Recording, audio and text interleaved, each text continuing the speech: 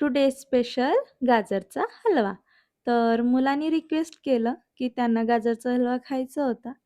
तर गाजर छान स्वच्छ पाण्याने धुवून घेतले, त्याच्यावरचे साल काढून घेतले आणि छान खिसून घेतले.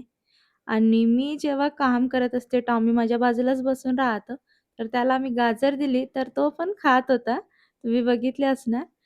तर खिसलेला गाजर 2 चम्मच तूप टाकून घेतलं. तूप गरम झाल्यानंतर त्यात परतून घेतलं गाजरला छान. त्यानंतर झाकण ठेवून 2 मिनिटं असेच राहू दिलं. त्याला छान स्टीम आलं. तुम्ही बघू शकता किती छान दिसत आहे आणि कलर पण पूर्ण चेंज झालेला होता.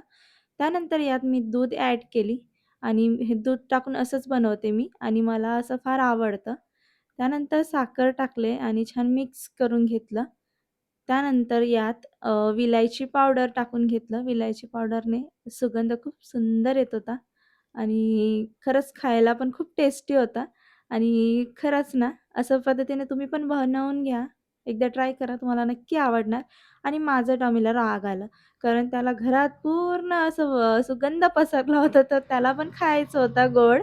म्हणून तो माझ्यावर असं ओरडत होता. आता तुम्ही बघू शकता फायनली माझा गाजरचा हलवा झालेला आहे आणि मी माझ्या मिस्टरांना दिलं.